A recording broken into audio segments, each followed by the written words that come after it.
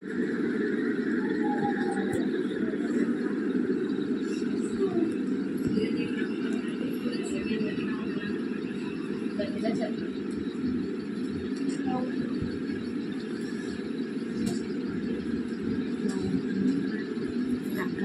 से cancer India क्या जून से बाहर रेटिंग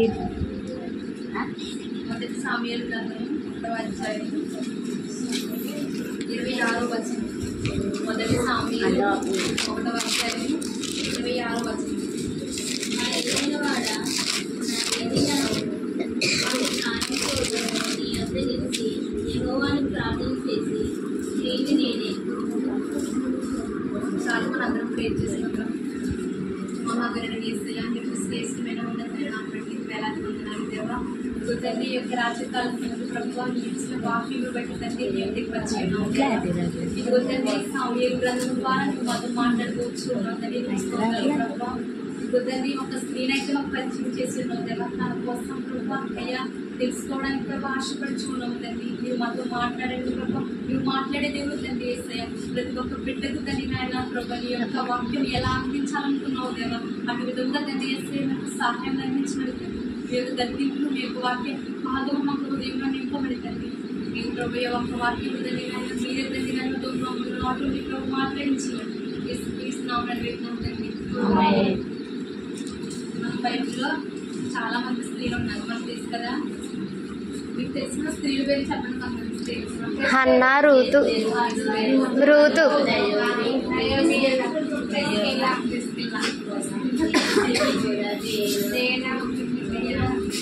ఇలా చాలా మంది సారా. అలాగే హన్నా అనే ఒక స్త్రీ కూడా ఉంది బైబిల్లో. హన్నా గారి కోసం ఈరోజు తెలుసుకుందాం. హన్నా గారికి వివాహం అయిన తర్వాత అన్న గారి జీవితంలో పిల్లలు లేదు. గొడ్రాలుగా ఉంది తన జీవితంలో. తన భర్త పేరు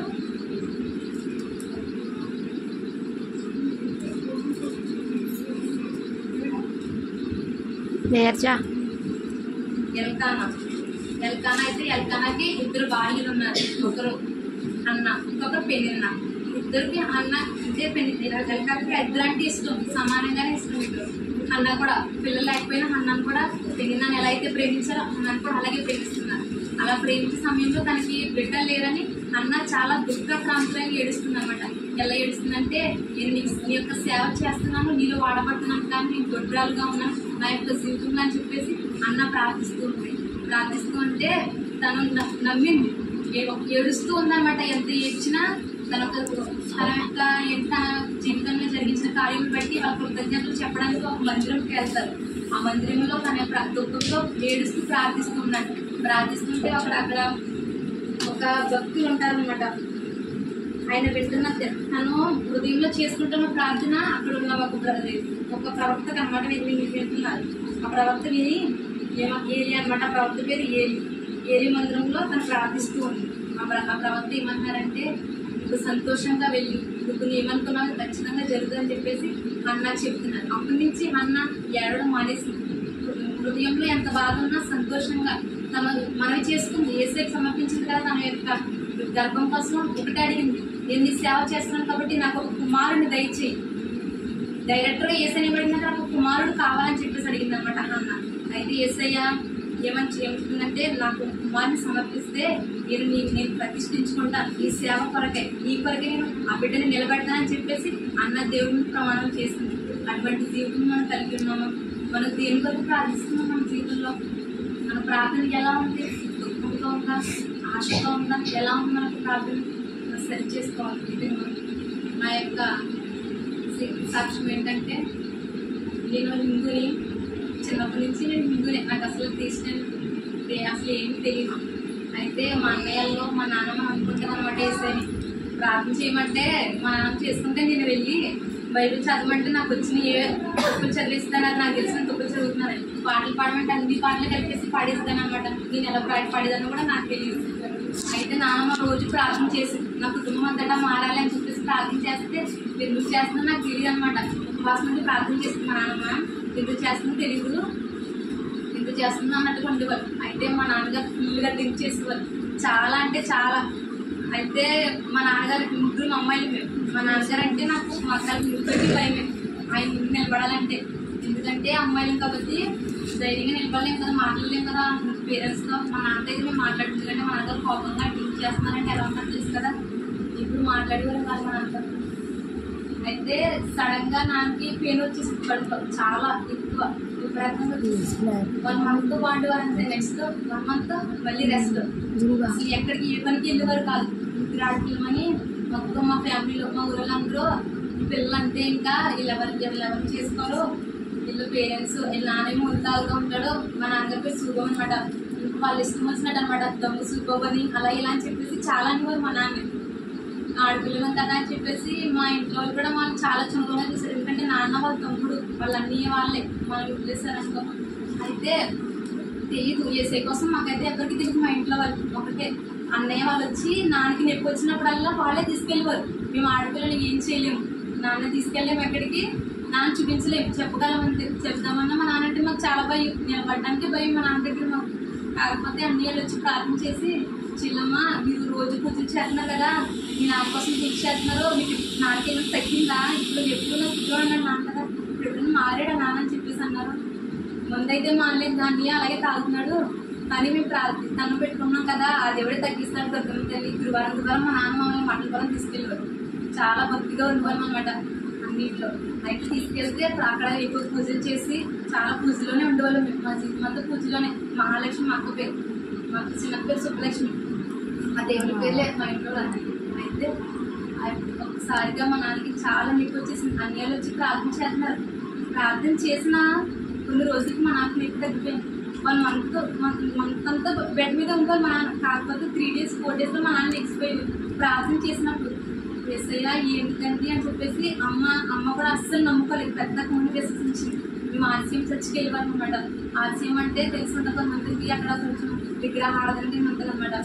వాళ్ళు కుంకుమబొట్టు పెట్టుకుని చెప్తున్నారు. మా దేవుడు కూడా ఇలాగే రోజు ఉంటారు కదా, హిందూస్ కదా మేము కూడా కుంకుమబొట్టు కూడా పెట్టుకుని ప్రేర్ చేసుకుంటాం అని చెప్పేసి అనుకుంటే ఆర్సీఎం చర్చికి వెళ్తే అక్కడ వినేవాళ్ళం. కానీ మాకు అర్థమయ్యేది కాదు. మా అన్నయ్యలు అనేవారు, ఆర్సీఎం చర్చికి వెళ్తున్నారా మీకు ఏమన్నా అర్థమవుతుందా అని చెప్పేసి, అన్నీ అర్థమవుతుందా అని చెప్పేసి చెప్పేవాళ్ళు. ఆపోతే కరెక్టే, కాకపోతే నిజమైన దేవుని ఇక్కడ అన్నయ్య చెప్పినప్పుడు తెలుసుకున్నాం అన్నమాట. అన్నయ్యల మాట ద్వారా మా నాన్న చేస్తున్నాం, ఎందుకు చేస్తుంది అనుకుంటారు ప్రార్థన. కాకపోతే మా నాన్న ప్రార్థనే మా పిల్లల్ని ఇలా నిలబెట్టింది. మా అన్నయ్యలు వచ్చి ప్రార్థన చేసినప్పుడు మేము అసలు నమ్మేవాళ్ళే కాదు. కాకపోతే మేము ఆర్సీఎం చర్చికి వెళ్తున్నప్పటి నుంచి అన్నయ్యల్లో వచ్చి మాకు చెప్పుకోరు అనమాట. చెల్లి చర్చికి వెళ్తున్నాం కదా, నాన్న కోసం వెళ్తున్నాం కదా, నాన్న మాట్లాడు అని చెప్పేసి ప్రార్థన చేసినప్పుడు బాగానే ఉండేవారు. అయితే మేము నాన్న ఎప్పుడు బెడ్ మీదే ఉండేవారు. నేను చాలా ఏడ్చేదాన్ని. నాకు మా నాన్నకి చాలా ఇష్టం. ఏడ్చేసి ఏసయ్య మా నాన్న నువ్వే కాపాడు అని చెప్పేసి అనుకుంటాను అనమాట. ఒకసారి కాకినాడ హాస్పిటల్ తీసుకొచ్చినప్పుడు నాన్నకి లోపల పేగులు వచ్చిపోయి డ్రింక్ చేద్దాం లంగ్స్ అయ్యి చాలా పాడైపోయి మొత్తం స్కాన్ తీయించారు అని చెప్పేసి అన్నారు. అంటే చెప్తారు కదా లంగ్ ఇన్ఫెక్షన్ అంటే ఇంక ఎక్కువ రోజులు పడుతుందని అలా చెప్తారు కదా. అలా చెప్పినప్పుడు చాలా ఏడ్చిగా ప్రార్థన చేసుకున్నాను. ఫాస్టింగ్ ప్రేయర్ చాలా ప్రార్థన చేసాము. అప్పుడు మేమందరూ కలిసి ప్రార్థించినప్పుడు నిజంగా నాన్న తగ్గిపోయింది. ప్రార్థన చేసినప్పుడల్లా నాన్న అస్సలు లేచివాడు కాదు, బెడ్ మీద ఉండేవాడు. నాకు ఏడుపు వచ్చేసి నేను లోపలికి వెళ్ళిపోయి ఏసయ్య మా నాన్న చిత్తం అయితే లేగలుగుతుంది, మా నాన్న నేను పెట్టిన ఆహారం తినాలని చెప్పేసి నేను ప్రార్థన చేసాను. ఆహారం అక్కడ పెట్టి నాన్న వచ్చి తినేవాడు. నేను ఇష్టమో దేవుడు నిజంగా అలా చేసుకోవడం తెలీదు, చిన్నపిల్ల కదా నీ మాట అంటారని చెప్పేసి అనేవారు. అక్క వాళ్ళ విషయంలో కూడా అంతే, తాగుతూ ఉంటాడు ఈ సూర్బాబు ఆ ముగ్గురికి పెళ్లి చేయడని చెప్పేసి అనేవారు. కానీ అక్క విషయంలో కూడా దేవుడు అద్భుతమైన కార్యం అన్నయ్య ద్వారా, అన్నయ్య సేవకులకు సేవ చేస్తున్నారు. అన్నయ్యలు అయితే అన్నయ్య కూడా మంచి సంబంధం అది దేవుడిలో ఉన్న వాళ్ళే. హిందూస్ చాలా మంది హిందూస్ని తీసుకొచ్చారు మా నాన్న వాళ్ళు తరఫున. ఎవరో ఇది చేసేద్దాము ఎలాగో ఇంకా చేను కూడా ఉంది కదా, మాకు నాన్నమ్మ వాళ్ళు చాలా చేను అది ఇచ్చారు. అన్నీ వాళ్ళు పనిచేసుకున్నారనుకో దేవుడు ఇచ్చిన వాటికి మాకు కొంచెం ఉంది. అయితే ముగ్గురు ఆడపిల్లలు కదా కొంచెం ఉన్న దాన్ని ముగ్గురికి ఇచ్చేసి చేద్దామని చెప్పేసి అనుకున్నారు అనమాట అమ్మ వాళ్ళు. అయితే అక్క విషయంలో నమ్మకాలు చేయి నమ్మేసి అక్కడికి 6,30,000 ఇచ్చి దేవుడి రూపం బట్టి అసలు ఏమీ లేని మాకు 6,30,000 ఇచ్చి పెళ్లి చేస్తారనమాట. అన్నయ్యలతో మొత్తం అందరూ దేవుడి యొక్క కార్యం జరిగించారు. పెళ్లి జరగదో పెళ్లి చేయడం అన్నారు మా నాన్న. కాకపోతే మా నాన్న అన్ని దగ్గరుండి చూస్తే మా నాన్న పెళ్లి జరిగించారు. అది దేవుడి కృప చేసిన ప్రార్థన. చాలా ప్రతి సంబంధం వచ్చినప్పుడల్లా మేము ప్రే చేసేవారు. అక్క ఒకటి నాన్న చెప్పిందే చేసుకున్నానని చెప్పేది. అది దేవుడి కృప.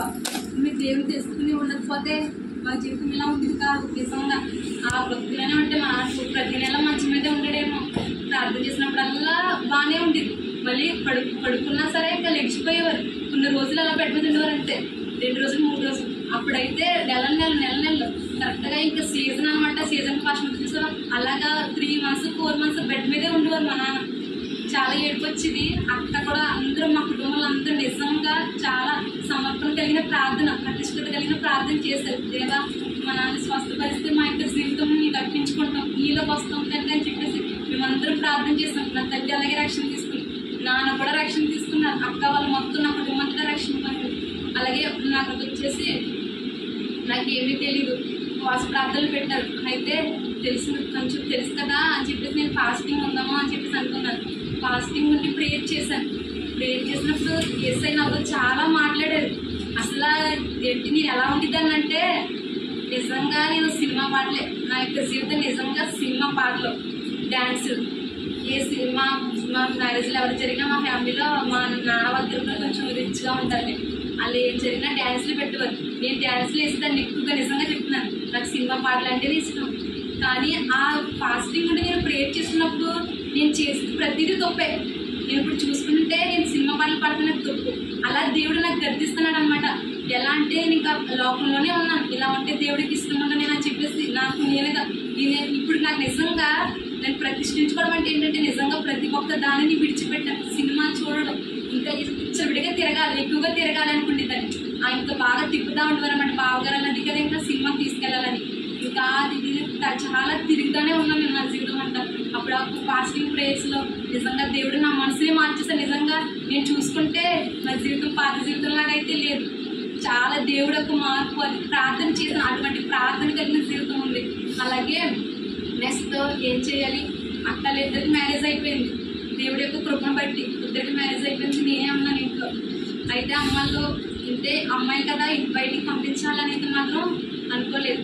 అక్క నిజంగా మా చిన్న బావగారు దేవుడు ఇచ్చిన నిజంగా పెద్ద బావగారు చాలా మంచివాళ్ళు, దేవుడిని తెలుసుకున్నవారు కాబట్టి వాళ్ళ మంచివాళ్ళు చెప్తాను నిజంగా. అయితే నాకు ఏం చేయాలో తెలియదు, నెక్స్ట్ డిగ్రీ కట్టాలో ఎక్కడికి వెళ్ళాలో తెలియని పరిస్థితుల్లో అప్పుడు నేను అలా ప్రార్థన చేసుకున్నాను. నిజంగా ప్రార్థన చేసుకున్నప్పుడు అయితే బావగారు వచ్చి ఇలాగా GNM చదివిస్తాను, BSc చదివిస్తాను అన్నారు ఫస్ట్ నన్ను.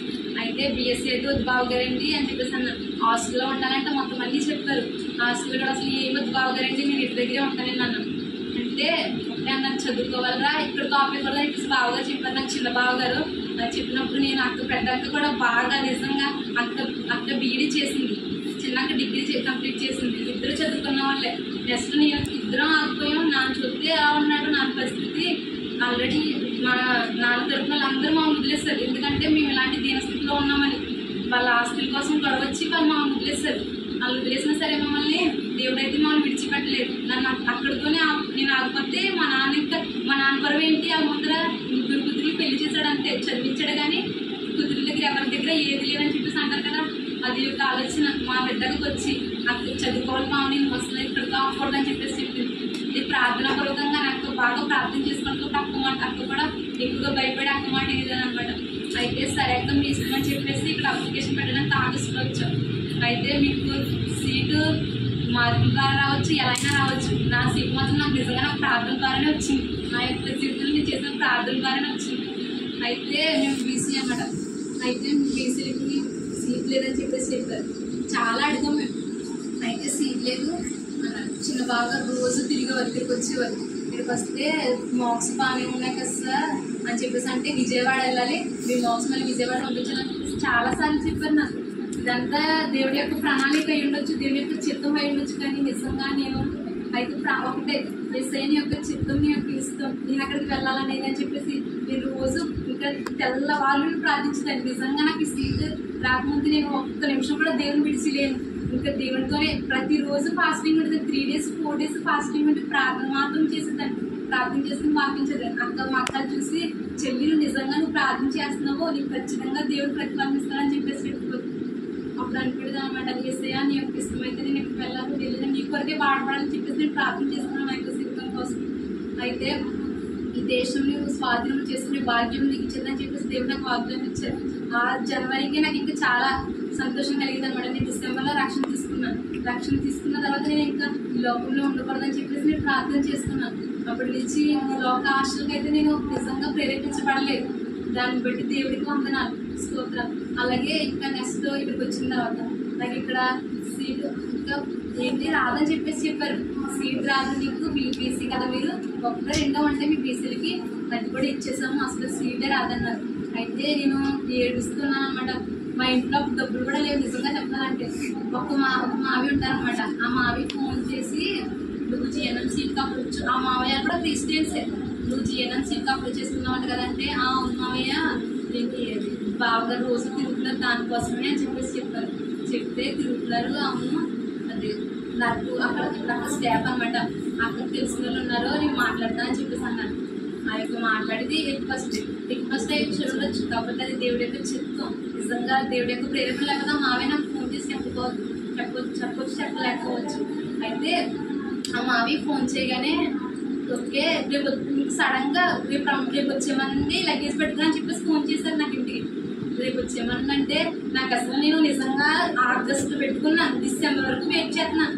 డిసెంబర్ రక్షణ తీసుకున్నాను, జనవరి ఫిబ్రవరి అంతా నేను అలా ప్రార్థనలోనే ఉన్నాను, 2 months ప్రార్థనలోనే ఉన్నాను. కాబట్టి సీట్ లేదన్నారు, మార్క్స్ ఇలా ఉన్నాయి, దేవుని యొక్క చిత్తం మాత్రం అని చెప్పేసి నేను చేసిన ప్రార్థన నిజంగా ఉపవాసం చేసిన ప్రార్థన దేవుడు నిజంగా ఆలోచించాలనుకుంటా.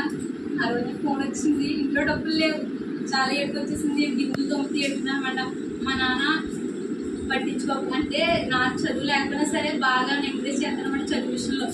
అయితే నా చైన్ ఉంటే చైన్ తీసుకొచ్చాను, నా చైన్ తీసుకొచ్చి ఆ డబ్బులు అవి తీసుకొచ్చి నానే దగ్గరుండి అన్ని కొన్నాను. అంటే అక్కడ చెల్లిని ఎలాగని ఇక్కడ ఆపకూడదు, చదివించాలని చెప్పేసి అంతే.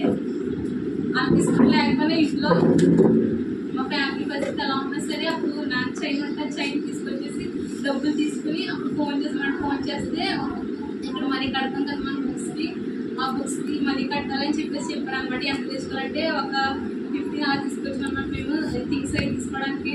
నిజంగా దేవుడి చిత్తం అప్పుడు మన దగ్గర డబ్బులు కూడా లేవు, చైన్ కూడా అప్పుడే ఇడిపించినట్టున్నారు అమ్మ వాళ్ళు, అది కూడా నాకు తెలియదు. నిజంగా అది తాగబెట్టి తీసుకొచ్చారు అమ్మ వాళ్ళు. చాలా నాకు ఏడుపు వచ్చినప్పుడు నేను చాలా ప్రేర్ చేసుకున్నాను. ఇక్కడికి వచ్చిన తర్వాత ఇక్కడ జాయిన్ అయిపోయి బావగారు అందరూ వెళ్ళిపోయారు. అమ్మ అయితే నాకు ఏడుపు వచ్చేస్తుంది, వేసే నాకు ఇక్కడ ఎవ్వరు తెలిసిన లేరు అని చెప్పేసి చాలా ఏడ్చాను. అప్పుడు నిర్మలో నేను ఒకసారి వచ్చాం. అయితే అది కూడా నిజంగా నేను ఇంటి దగ్గర ఉన్నప్పుడు ఒకటే, హాస్టల్లో ఉన్నప్పుడు నాకు హాస్టల్ తెలియదు, ఎవరో తెలియదు, నాకు ఫ్రెండ్స్ ఎలా ఉంటారో తెలియదు. కానీ వేసే అక్కడ ఉన్నప్పుడు నేను నీలో ఎక్కడైతే ఎలా ఉన్నానో అక్కడ కూడా అలాగే ఉండాలని నేను ప్రేర్ చేసుకున్నాను. ఇక్కడైతే ఎలా ప్రేర్ చేసుకున్నాను అక్కడ కూడా నేను అలాగే ఉండాలి, అలాగే ప్రేర్ చేసుకోవాలని చెప్పేసి రోజు ప్రేర్ చేసుకుంటేదాన్ని. దేవుడికి ప్రతిష్ఠిస్తూ ప్రార్థన చేసుకుంటుంది అనమాట. అయితే అలాగే దేవుడు అప్పుడు నిర్మల ద్వారా ఇంకా ఇద్దరం కలిసి అలా ప్రేర్ చేసుకున్నాం అనమాట. ఇక్కడ ప్రేరు నాకు అసలు తెలియదు. వచ్చినప్పుడు షకినక్క ఎవరో ప్రేర్ విషయంలో నేను ఫస్ట్ రోజు ప్రేర్ చేసిన సాంగ్స్ కూడా పాడాను. కాకపోతే ఇక్కడ ఎవరు నాకు ఇలాగా ప్రేర్లో ఉన్నాం మా సిస్టర్స్ కూడా ఎవరు అనలేదు. కాబట్టి షకినక్క వచ్చి ప్రైజ్ లాడ్రా మీరు సూపర్గా బాగా చేస్తున్నారు దేవుళ్ళు, ఇప్పుడు దాకా ఎవరు చూడలేదురా మీ బ్యాచ్లో మీరు ఇద్దరు వచ్చారని చెప్పేసి అంటే చెప్పింది. అప్పుడు అనుకున్నాను ఏసయ్య నాకు ఇక్కడ ప్రేయర్ ఉండాలని తెలియదు, ప్రేయర్కి అని చెప్పి పంపిస్తారని చెప్పేసి తెలిసింది. పర్మిషన్ మేడం, ఆశ మేడం, పాస్టర్ గారు అని చెప్పేసి తెలిసింది. కానీ ఒకటే ప్రేయర్ చేసుకున్నాను, ఏసయ్య ఇక్కడ నాకు ప్రేయర్లో వెళ్ళడానికి ఒక మార్గం చూపించని చెప్పేసి ప్రేయర్ చేసుకున్నాను, ప్రేయర్కి వెళ్ళడానికి.